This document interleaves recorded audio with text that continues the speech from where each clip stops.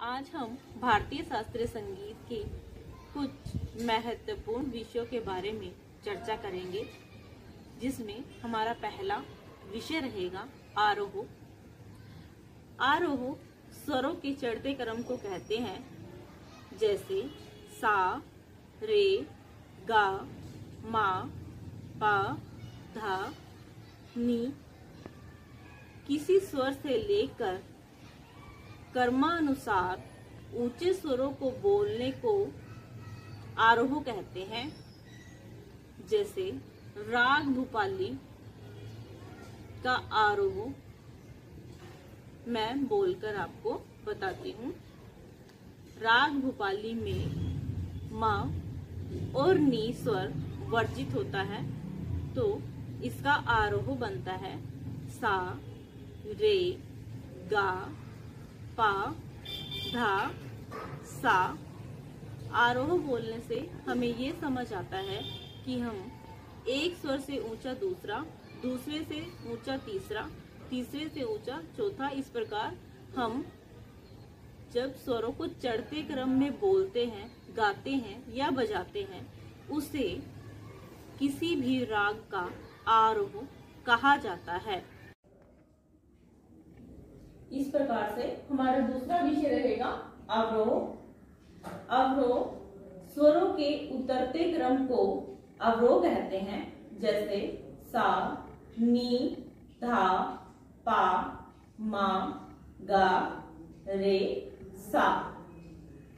जब हम स्वरों को ऊपर के स्वरों से नीचे की स्वरों की तरफ बढ़ते हैं तो उसे अवरोह कहते हैं, यानी कि ऊंचे स्वरों से नीचे स्वरों की ओर क्रमानुसार बढ़ना या उन्हें बजाना या बोलना अवरोह कहलाता है।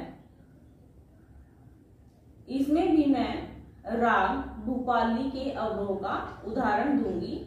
जैसे मैंने बताया कि राग भूपाली में मा और नी स्वर वर्जित रहते हैं, तो इसका अवरोह बनता है सा, धा, पा, गा, रे, सा। एक उदाहरण हम यहाँ पर ये ले सकते हैं, जैसे मैथ सब्जेक्ट में जो मैथ विषय होता है उसमें असेंडिंग और डिसेंडिंग ऑर्डर रहते हैं, यानी कि आरोह अवरोह। मैथ में जब हमें आरोह करना हो तो उसमें भी हम अगर 1, 2, 3, 4, 5, 6 इस प्रकार से बोलते हैं तो यह आरोह रहता है। और अगर हम उल्टे क्रम या उतरते क्रम में चलते हैं, जैसे 7, 6, 5, 4, 3, 2, 1 इस प्रकार बोलते हैं तो यह अवरोह कहलाता है। ठीक वैसे ही संगीत में भी आरोह अवरोह रहता है। बस डिफरेंस यह है कि मैथ में हम संख्याओं का आरोह अवरोह करते हैं, जबकि संगीत में हम स्वरों का आरोह अवरोह करते हैं, क्योंकि संगीत का जो आधार है वह स्वर है। स्वर ही संगीत की आत्मा है। हमारा तीसरा विषय रहेगा ताली।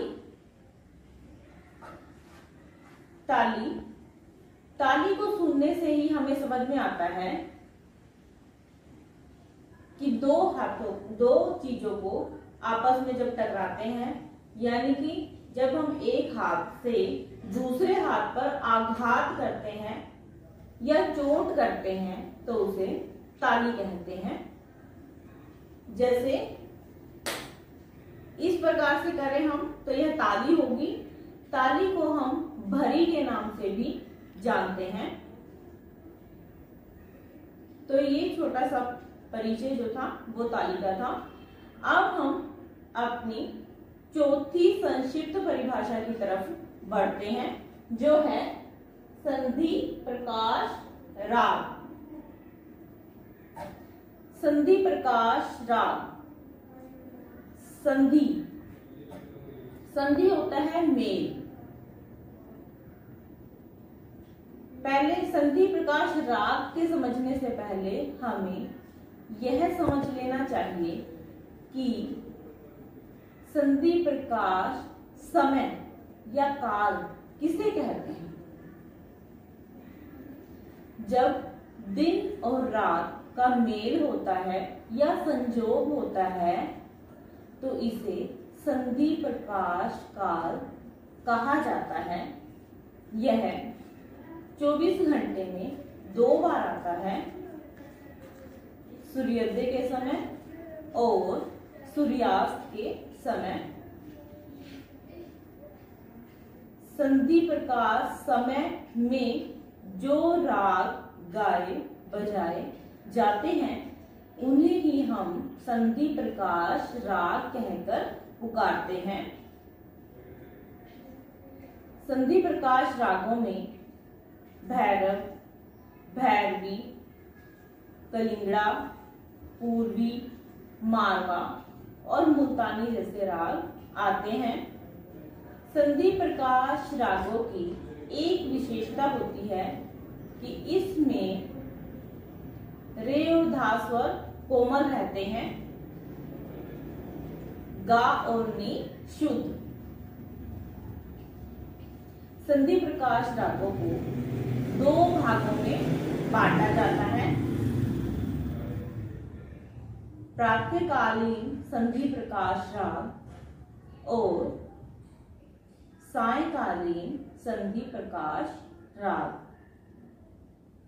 प्रातःकालीन संधि प्रकाश राग वो राग कहलाते हैं जो सूर्योदय के समय यानी कि सुबह के समय संधि प्रकाश समय में गाए जाते हैं। इसका समय 4 से 7 बजे के बीच रहता है। प्रातःकालीन संधि प्रकाश राग के कुछ उदाहरण इस प्रकार हैं, जैसे भैरव और कलिंगा। सायंकालीन संधि प्रकाश राग सायंकाल के समय संधि प्रकाश काल में गाए बजाए जाते हैं, यानी कि सूर्यास्त के समय। इन रागों के उदाहरण इस प्रकार हैं: पूर्वी, मारवा, मुल्तानी इत्यादि।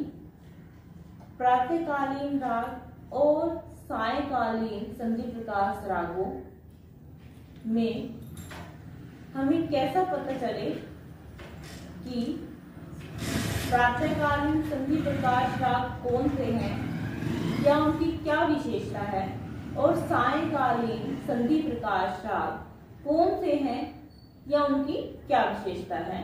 तो इनकी एक मुख्य विशेषता यह है कि प्रातःकालीन संधि प्रकाश राग में मध्यम यानी कि मा स्वर शुद्ध रहता है, जबकि सायंकालीन संधि प्रकाश राग में मध्यम स्वर यानी कि मा स्वर तीव्र रहता है। कुछ अपवादों को छोड़कर बाकी सभी राग इसी मुख्य कारण के वजह से प्रातःकालीन और सायंकालीन संधि प्रकाश रागों में बांटे जाते हैं।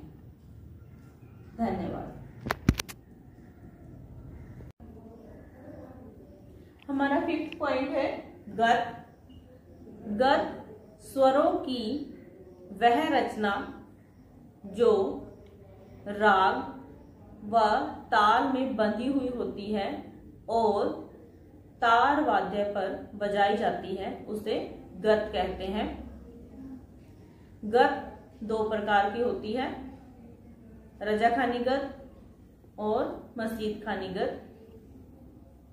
पहले हम मसीद खानी गद के विषय में चर्चा करेंगे। मसीद खानी गद। मसीद खानी गद को विलंबित गद के नाम से भी जाना जाता है, क्योंकि यह विलंबित लय में बजाई जाती है। मसीद खानी गद का आविष्कार मसीद खां ने किया था, इसीलिए इस गद का नाम मसीद खानी गद पड़ा। मसीद खानी गद को आम बोलचाल की भाषा में स्लो गद के नाम से भी जाना जाता है। मसीद खानी गद के बोल निश्चित होते हैं, जैसे दिर दा रा, दा रा। मसीद खानी गद हमेशा 3 ताल की 12वीं मात्रा से शुरू होती है, अर्थात मसीद खानी गद का मुखड़ा हमेशा 5 मात्राओं का होता है। मसीद खानी गद 3 ताल में ही बजाई जाती है। मसीद खानी गद को पश्चिमी बाज कहकर भी पुकारा जाता है। ये मसीद खानी गद थी। अब हम रजाखानी गद के विषय में चर्चा करेंगे। रजाखानी गद, जैसा कि नाम से ही पता चलता है कि रजाखानी गद का आविष्कार रजा खां ने किया था, इसी कारण इस गद को रजाखानी गद कहकर पुकारते हैं। रजाखानी गद के बोल निश्चित नहीं होते, यह ताल की किसी भी मात्रा से शुरू हो सकती है। रजाखानी गद द्रुत लय में बजाई जाती है, इसी कारण इसे द्रुत गद के नाम से भी जाना जाता है। और रजाखानी गद को आम बोलचाल की भाषा में फास्ट गद कहकर पुकारते हैं। रजाखानी गद 1 ताल और 3 ताल में बजाई जाती है। इसे पूर्वी बाज कहकर पुकारते हैं। रजाखानी गद और मसीद खानी गद में लय में भी अंतर रहता है, और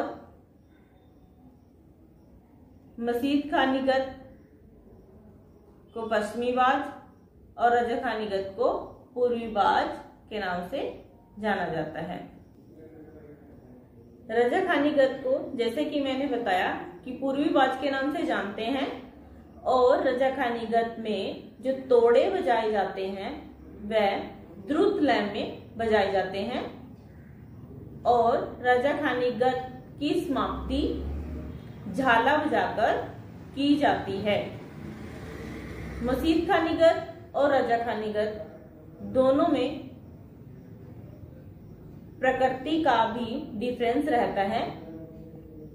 मसीद खानी गद विलंबित लय में होने के कारण उसकी प्रकृति गंभीर है, और रजाखानी गद द्रुत लय में होने के कारण इसकी प्रकृति चंचल होती है। मसीद खानी गद से करुण रस, रौद्र रस, शांत रस इत्यादि की उत्पत्ति होती है, और रजाखानी गद से चंचल प्रकृति होने के कारण श्रृंगारिक रस, इस प्रकार के रस की उत्पत्ति होती है।